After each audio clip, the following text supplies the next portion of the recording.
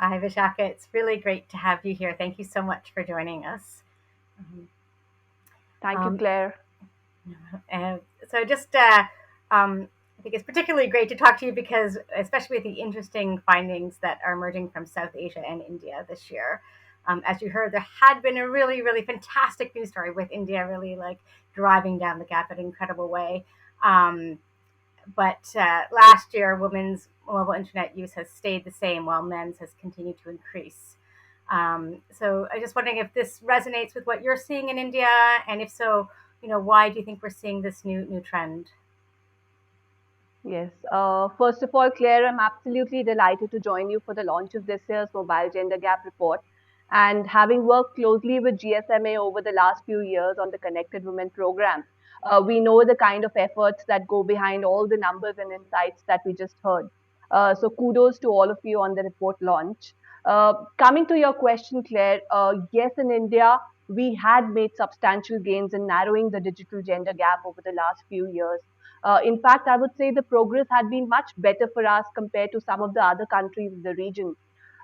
For instance, if we look at the gender gap in internet usage, as a nation, we did manage to drastically reduce it from 50% to 33% between 2019 to 2020. Now, specifically, if we look at the last 1 year period, of course, there has been a massive increase in digital adoption, be it digital payments, e-commerce, teleconsultations, online education, and so many others. So there has been unprecedented growth in data traffic.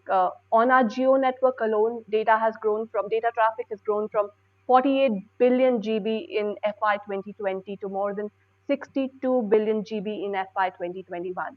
So that's the kind of growth we are talking about. Having said that, I do tend to agree with you that in this period, digital adoption has been significantly higher for men in comparison to women. Just to correlate this with the findings of this year's report, for Indian men, internet usage has drastically increased from a previous level of 45% to 50%. Whereas when it comes to women, it has remained stagnant at around 30%, so same as previous year. As a consequence, the mobile internet gender gap has widened from 33 to 41%. Uh, if you ask me, I would primarily attribute this to the economic fallout out of the pandemic. And unfortunately, the brunt of the fallout is felt more acutely on women due to underlying social biases and structural inequalities. When it comes to access to smartphone or internet, a male member of a household is given preference. And this intra household disparity was amplified amidst the pandemic with decline in the household incomes, leading to the widening of the gender digital divide. Even the data from our recently concluded National Family Health Survey 5 for a period of 2019 to 2021 ratifies the stark digital gender disparity that exists. As per the findings of this very important survey, only 33% of women have ever used internet compared to 57% of men. So we can see the extent of the gap. This is something which we need to take serious cognizance of. Becoming complacent or ignoring this glaring gender gap in digital access is not an option for India, which already fares low when it comes to women's participation and economic output. So we definitely need greater rigor, more focused interventions backed by the right policy framework to get more women online. But I am optimistic that if we have the collective intent and with the synchronized efforts of all stakeholders, we will be able to achieve this. And next year, we will have a better story to tell. Great, thanks, and thanks for sharing those numbers. Our research also is indicating that COVID is having a big impact. I mean, I guess the good news is women aren't going offline, and it's great to hear that when they are online, so many of your customers are using the internet for value. So that's great. But I completely agree with your call to action. So I know that Reliance Jio has been working to address the gender gap in India for many years very successfully. Can you tell us a little bit more about what you've been doing? Absolutely, Claire. Geo's commitment to bridge the digital gender gap remains utmost. We have been consistently working towards addressing barriers to digital adoption for women and marginalized segments. In fact, Jio was launched with the vision of narrowing the digital divide by providing inclusive and affordable access to broadband for all. In the last few years, we have worked at an unprecedented pace to expand the 4G infrastructure across the country, including the remotest and most far flung areas. So, today, with more than 99% population reach, we have managed to address the coverage gap to a large extent. With regards to device ecosystem, we know that device affordability has been a big deterrent for internet adoption, especially for women. So it's been a constant endeavor to innovate and create an ecosystem of affordable devices. When we launched JioPhone, it simply didn't have any precedent. In fact, nowhere in the world was a 4G feature phone made available at the price point we offered. It has surely helped us in our endeavor to get more women online. And very recently, we have launched our new JioPhone Next in collaboration with Google. This is again a very unique and affordable entry level smartphone tailored to the needs of Indians. Not only does it provide support for multiple Indic languages, but it also has embedded voice first features which allow people to navigate the phone in the language of their choice. So it's made the transition to a smartphone a lot easier for users. We are already seeing so many first time smartphone users coming on to JioPhone Next, including women. Besides this, we have made significant headway with regards to our Women Connect India Challenge, which, as you are aware, is a program specifically aimed at bridging the digital gender gap.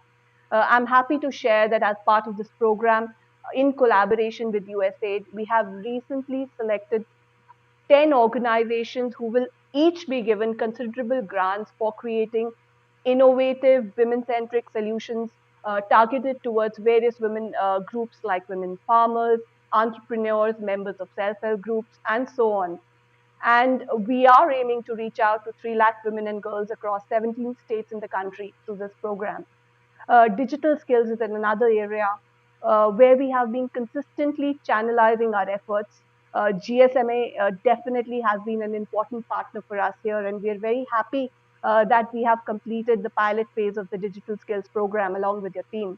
So, really excited for the larger rollout of the program, as it can go in a long way in addressing the prevalent usage gap amongst women. Additionally, given the diversity that we have in India, we've realized that including regional or vernacular aspects in digital offerings is a must if we have to drive adoption levels, especially in rural and local communities. So at Geo, we are consciously working to ensure that more and more of our products, applications, and digital tools support regional languages.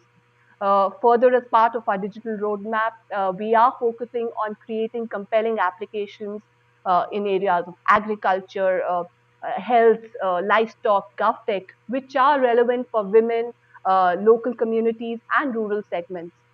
We've also amplified our focus on AI based voice recognition and speech to text technologies, which can serve as an effective means for addressing the digital literacy barrier that disproportionately impacts women. To conclude, we are constantly exploring different means and strategies to increase digital adoption amongst women and vulnerable segments. And we are really open to new ideas and suggestions from organizations like yours on any other possible strategies that we could adopt. Okay, that's fascinating to hear that you're taking such a holistic approach from devices to skills to language to relevant content services. Fantastic.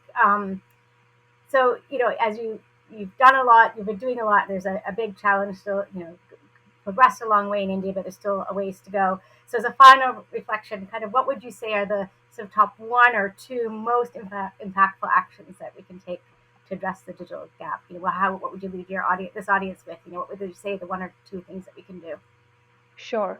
Uh, well, I have been a strong advocate of digital literacy and awareness programs for women, as we clearly see a huge gap there, particularly in rural parts of the country. So, definitely, that remains a very important intervention area when it comes to addressing the digital gender gap. Having said that, we also can't ignore the fact that smartphone ownership still poses a significant hurdle in internet access for women. This is evident from the findings of your report. The proportion of men owning a smartphone in India has grown from 41% to 49% over the last 1 year. But this has remained flat for women at around 25 to 26%. So, looking at the extent of the device gender gap, there is a definite need to establish a framework for subsidizing devices for women who are completely left out of the digital economy. Uh, in India, we have the Universal Services Obligation Fund of the government, which so far has been focusing on plugging the network gap, particularly in rural areas. I think it's time that we broaden the mandate of the fund to include the gender dimension and channelize it to address the device affordability barrier for women. Even state governments need to look at possible models for providing free or subsidized handsets to women from low income groups within their states. I am happy that some states in India have already taken a lead in this. For instance, Rajasthan, which is the largest state for us in terms of area, has recently announced its plan to disburse over 13.3 million free mobile handsets to women from economically weaker sections in the state. So, in my opinion, such government or state led interventions to provide handset support, along with constant innovation from operators and other private sector players towards creating an ecosystem of affordable devices, can go in a long way in kickstarting the digital journey for millions of women. Great. Thanks so much. And look forward to hearing about all those initiatives you mentioned, how they take shape. But fascinating. Thank you so much for your time. This is such an important topic, and you are doing so much in this area. So I really appreciate you sharing your insights and thoughts with us and giving your precious time today. Thank you so much, Vishaka. Thank you, Claire, for having me. It was my pleasure. All the best. Thank you.